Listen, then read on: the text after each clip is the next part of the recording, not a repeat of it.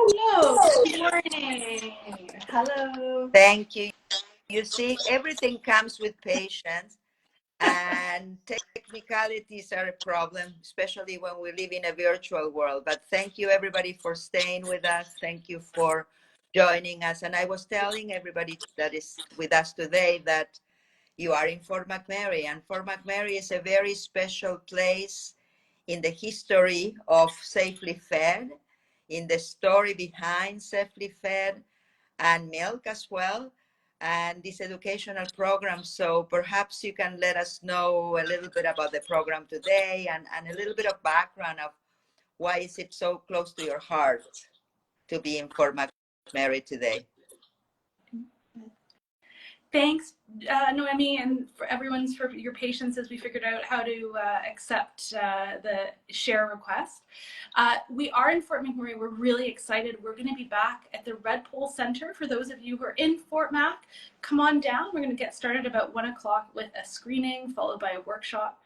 And being back here in Fort McMurray is really special for Jodine and I both. Much of the work that we've done over the past 8 years now coming up on 8 years has been was conceived here in Fort McMurray, along with all those fire babies who are off to grade 2 I think now, right? So we're very excited to be here. We started this work as part of a community response to help support the families who had been evacuated during the 2016 evacuations in May of 2016 with the Horse River wildfires here in Fort McMurray. And after the evacuation was completed, we were invited back here by the Women and Baby Care Association of Fort McMurray, as well as AHS Public Health and the Emergency Social Services folks. We worked together with them for several years to help them build out their emergency response and preparedness activities for young families. So Fort McMurray and the regional municipality of Wood Buffalo is really leaps and bounds ahead of most communities across North America, and certainly in Canada, in that they have a unit that is specifically organized around being ready for the needs of young families when there's an evacuation. And that work is work that we've shared all around the world since then. So it's really an amazing opportunity for us to be back here to talk to the families who have young children now, and also as we're closing off this leg of the milk screenings, and we're headed to Ottawa next week. We're so blessed to be back here to kind of reground ourselves in how important this work is and how much it's impacted families here and across the country. So we're so excited, and we're going to see some old friends and make new friends, and share some of the work that we've been doing since we saw them last. Yeah. It's really exciting for us. One of the things that I know, Noemi, when you started talking to us probably more than a year ago now about this opportunity to bring milk back and to have these conversations across Canada, I remember you asked the question, is this still relevant? Are the challenges that were exposed in the milk film, have we resolved those challenges? And we said to you, no, we haven't. It's actually really, really sad and frustrating that in Canada we haven't made the kind of strides that we know we need to make to truly support families around nutrition. But I will say that this area is the exception, and so it really is gratifying to know that when we talk about the work that we're doing in Canada at a global level, we often point to this achievement. And I know our friends in Australia recently just funded a huge project, and they did some research on where other places are around the world in terms of being able to support families with infants and young children. And they highlighted the work that's been done here in Fort McMurray in their report. So people are talking about this work around the world and kind of looking at Canada and saying, wow, they're doing this amazing work in Canada. And we are doing amazing work, and we really need to do a lot more work. This is one of the things we've been hearing from across the country, and cities from Victoria to, well, later today to Newfoundlands. It's not quite coast to coast to coast. We were up north in Yellowknife, but that's not quite the Arctic coast. but still, we've been hearing all across the country about how much of a need there is. And really, even, I would say, Michelle, the need is even greater, isn't it? Yeah, I think absolutely. I mean, there have been some beyond the emergency preparedness. Since we first came to Fort McMurray, midwifery has been brought to this community, Yes. which is a huge boon. So we've seen some areas of real progress, but I think today the need is that much greater, and the different stresses that are on all of our communities are also even more acute than they used to be. Yeah, and we're definitely hearing that, right? We really are. It feels like it's magnified.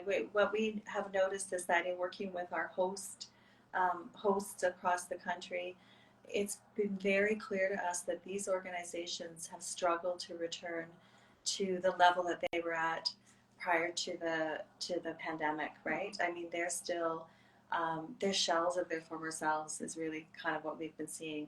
And what that means is that we already know that for families with new babies, the level of support that they need, the need for support doesn't end when they leave the birthing center or the hospital, or in those few days after the baby is born, when they have healthcare providers and a lot of support that's wrapped around them.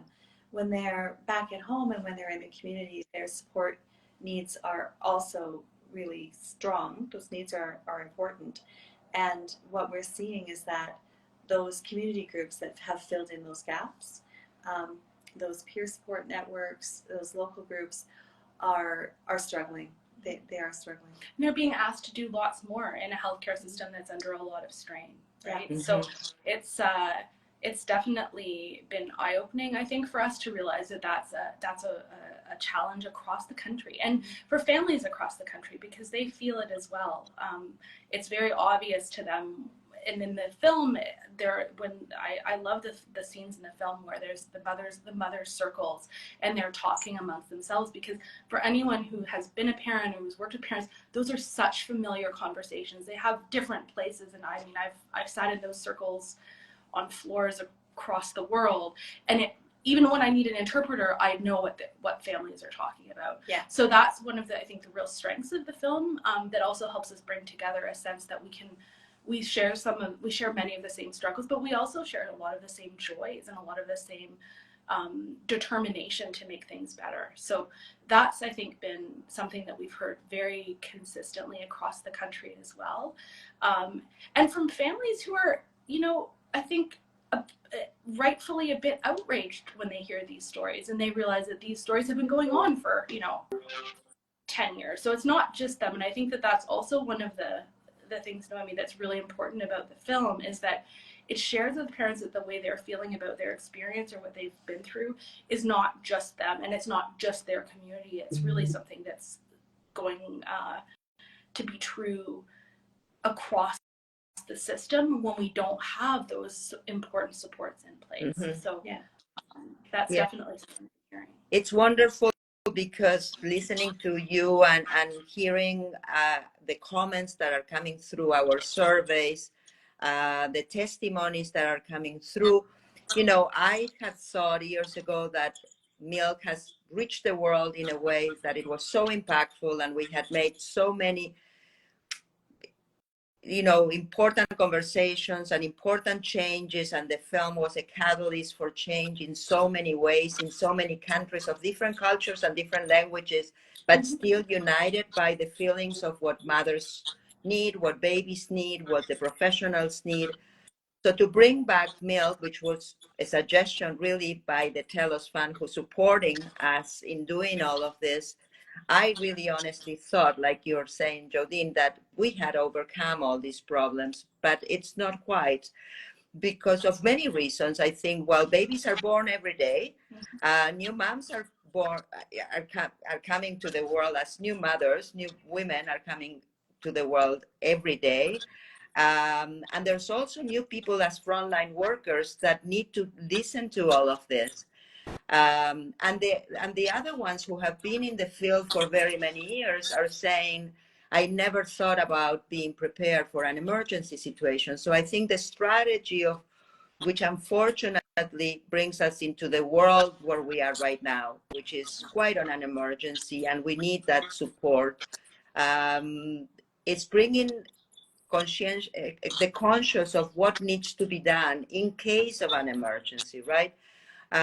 We've been running the program in Turkey as well, and the response has been incredible. And Turkey is a country that unfortunately has been continuously suffering from earthquakes, even though last month there was a screening where there was an earthquake just before the screening, and still 150 people showed up, and they were very moved and very shaken by everything that was happening in their community, but they were living it right there and then. So it is important, and I'd like to share with the audience just a few of the comments that we are getting, because it makes me very emotional when I read this, because I think that we are touching one person at a time. This is grassroots at its best. So just to read a few, one person said to us in the survey, the most important thing that I learned was how much water is needed and how the most basic strategies can help families keep breastfeeding alive. You see, nobody has thought about water. How much water is needed? We have a workshop that we are talking about it. We talked about it on Instagram, and it's wonderful to see that simple thing that is water has been something that someone else is thinking about it that never thought about it before. Another testimony says, after the workshop, I feel more confident in helping families feed their babies in the most effective way, not only in feeding, but during an emergency and with their pregnancies. What happens, right, when a pregnant woman gives birth under an emergency? Another one says, I learned that canned and non-perishable goods aren't as good as of a donation as I was taught they were. You see, that's something we think it's normal because we are talking about it, but other people don't think about it. Another person says, the workshop gave me confidence to prepare my families for emergency, evacuating as soon as possible, preparing our needs depending on our location and the situation. What are the important things that I need to pack for my baby? Then about the film, there's very many. We can read a few here. Thank you for this marvelous documentary, which is timeless and urgent. And this is interesting because films of this nature don't ever die. I mean, my biggest drive is knowing that the film is going to change the world whenever I embark on a new film, but I never think that it's going to have such a long life. And milk certainly is an example of a long life and reaching people with very important information. Another person says, I appreciate all the wonderful resources available. So thank you for that. You work very hard in creating all of that. The workshop gave me a super clear outline of the key facts, especially to persuade emergency planners and policymakers. Yes. Okay, and this is where we can maybe bring the conversation into where are we going next, and why are we going to Ottawa? Why is this Ottawa screening part of the culmination of this long program across Canada? Maybe you can tell us a little bit. What are the intentions? What do we want to achieve? Absolutely. So we're so thrilled to be back in Ottawa, and the idea of bringing the panelists that we're bringing from across the country to Ottawa was really that as we were going through all of these screenings and having all these conversations, while we did find and we heard lots about gaps, we also found some amazing work that's really effective, that's really making a difference. So we inaugurated the program in Toronto, where Noemi and I are both from, at the Parkdale Community Health Center with the Okama Collective, who are a BIPOC-led doula collective that provides full spectrum doula services to the community. And they were our first public screening and our first professional screening. And their program is really unique in that it addresses infant food security from a holistic perspective. And so we said, that needs to be highlighted. People need to hear about those kinds of programs, how they work. And there's some good solid research behind that program as well. So it's very important, I think, to highlight how important it is for us to study and to publish and to share these things. That's certainly something we've seen with our own work. And so we realized that there's and then we talked to folks in Yellowknife, in the Northern Birth Workers Collective there in Yellowknife, and then Mouvement Étranger Québec, and the work that they're doing on the code and on supporting families. And in Tyendinaga, near Belleville, Ontario, we talked to their families about, or their health workers about how they support families. And we realized that there were so many opportunities to really share this important work and to highlight joy and hope. So there's a lot of dark, there's a lot of hard, there's a lot of heavy, but there's also a lot of very, very good work happening across the country. And it's important that policymakers understand that those are the solutions to the challenges that families face. So a lot of times when we talk about this stuff, we talk about the thing that you need, like the stroller that you need, or the crib that you need, or the special food that you need. But really it's about the supports for families. And so our intention with bringing us back to Ottawa is to make sure that we highlight the really amazing, important work that's making a really big difference, and give MPs and policymakers in the public service and other advocates who might not be directly in the baby mother space to understand how many opportunities there are there for it, and how important it is that we focus on the evidence-based frameworks that already exist, that we already know work, and not so much focus all of our attention on the product or the individual responsibility. Right. Parents have plenty of individual responsibility. What they really need is care. So we need to talk, I think, a lot more about the supports that those families need, and not so much about what kinds of decisions they need to make. So they know what decisions they need to make. And they know when they've had to make decisions that are not the direction they wish to go to. So perhaps they had a choice, they had a perspective on how they were going to feed their family, but that choice about how they were going to execute was taken away from them, and decisions that they're making are based on external pressures or external failures. I think also one of the keys to our visit to Ottawa is that Canada on the global stage has done a lot of work to support families. We've had an excellent, the last 2 years especially, we've done a lot of international work. We are at the top of the list of countries that are consistently attending the World Health Assembly every 2 years when they discuss and update infant nutrition. And Canada's been there. We've brought forward resolutions. We've adopted all of these global resolutions, and it's maybe an opportunity for us to shine the light back on ourselves internally, as a country, when we're saying, to folks in low and middle income countries, let us help you, and yet here in Canada, perhaps we haven't quite kept up with where we should be, and we're not necessarily putting in place the things we need to put in place here. Noemi, I remember you talking about how powerful it was for you, where you had attended a screening in Canada's north with a large Indigenous population, and then you were hearing their response to the film, which was to look at some of these places in other parts of the world where they've been absolutely devastated by a natural disaster, and they have all of these challenges related to food security and related to access to clean water, access to shelter, some really basic pieces. And I remember you saying you were in these communities, and people were saying, "This is us here." That's right. And while we may not have these, protracted humanitarian emergencies that last over months and years and decades in Canada, at the moment of crisis, that family can completely relate to the family that's around the world that suddenly doesn't have clean water, suddenly has a housing challenge. Where am I going to sleep with my babies tonight?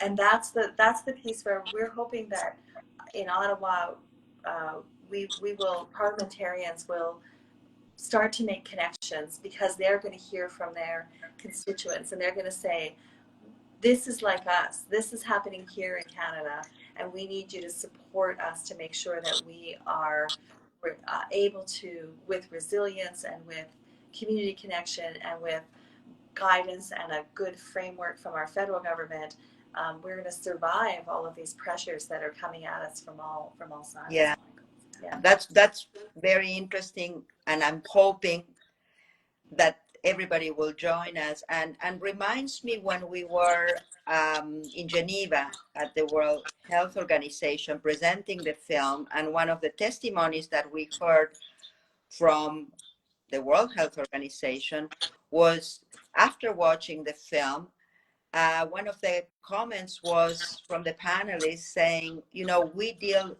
with all of these issues so empirically. We talk about everything that needs to happen, but we never hear the end user. We never hear the mothers. We never hear the testimonies of the real people in the ground. So what that brought to them at that moment was, this is real, this is happening, this is not just in paper and research that we are doing and writing, but this is actually happening. And I'm hoping that we can achieve that in Ottawa as well, as successful as it was in Geneva, and sensitize that this is real, because it's very common for all of us when we deal in any topic that we become very, you know, we are talking from the top without going to the bottom root and saying, well, this is not just happening because we are hearing about it. Who are they, right? They are the parents, they are the mothers, they are the babies, they are the formula companies, they are, you know, all of them. So I really think that we need everybody's support. This is a great labor of love for all of us that have been really working very hard on putting this together, and everybody who's collaborating with us in every community is just phenomenal. But now for the people who are watching and the people who are going to watch the recording of this, please join us. My call is, and our call is, call your MP. Let them know why this is important. Call their offices, talk to whoever you know, and explain to them that we are talking about the future. We are talking about the next generation. And it's up to all of us to unite forces here. So I'm really hoping that everybody will join us. And in saying that, tag us, email, or direct message to Milk the Film, or direct message to Safelyfed. Let us know if you would like to attend. If you're in Ottawa or you know someone that wants to attend, we will email you and send you an invitation. Just our team will be behind it, and we'll make sure that everybody gets attended. It's next week, February 28th at 4 p.m. And we will have all the details once you reach out to us. And before we say goodbye to everybody, because Michelle and Jodine have to get ready for the presentation this afternoon, make sure that if you can attend for McMurray, please do so and join them. And as well, that we have another screening tomorrow in Newfoundland. So if you are in Newfoundland, please do attend. It's And then, virtual, actually, so oh, you can join from anywhere across the country. Yes, we're not flying from here to Newfoundland before tomorrow. Although, if we were ever to fly across the country to Newfoundland, flying from Fort McMurray to Newfoundland is easier than one would assume. Yes. Yeah. right. I feel like we have a bit of Newfoundland here. Yes. Yeah. So yes, absolutely. Tag your MPs in your sharing. Please share information about these sessions. You can find things on all of our Instagram channels. Reach out to us by DM if you would like an invitation, or if you would like to pass on an invitation to your MP. Do connect with your MP's office. Give them a phone call. A lot of them are in their ridings, so they're in your constituencies this week. Let them know that you want them to attend next week, and you want them to be open to hearing our experience from across the country. And if you have any questions, just go ahead and ask them, and we will answer them in a feed. Absolutely. And we're thrilled to be here in Fort McMurray, and we're really looking forward to seeing all of you in Ottawa next week as well. I did want to say, actually, I didn't mention, UNICEF Canada has agreed to introduce the film. So that's actually a particularly special thing because we've worked with them so closely and with you, Noemi, over the years. So thank you to UNICEF Canada for agreeing to introduce the film. And we're looking forward to chatting with them as well about all of the different Wonderful. aspects. And I don't want to leave without reminding everybody that on March 7th, we have our wrap up on a virtual screening coming from the University of Manitoba, the midwifery department. And it will be a great screening virtual. So absolutely everybody's invited, and we'll tell you how we did in these screenings in the next week or so before we meet again and celebrate together Women's International Day as a wrap up to this very, very incredible program that we've been doing together. So my deepest thanks to both of you, Michelle and Jodine, for all the hard work. We could not have done this without you. And good luck with the screening this afternoon. And let's invite and keep on inviting everybody and pass on the word about what we are doing. We need everybody's support. Fabulous. Thank you very much, Noemi, and to you and to your team. Thank you all for your support, and we'll probably message you with some technical problem in a couple of hours. Oh, everything's going to go so smoothly. I'm sure Yeah. it'll be great. It's so wonderful to see you again, Noemi, and thanks to everybody who came in on the call today. Thank you. you. Okay. Thanks, everybody. Bye. Thank you.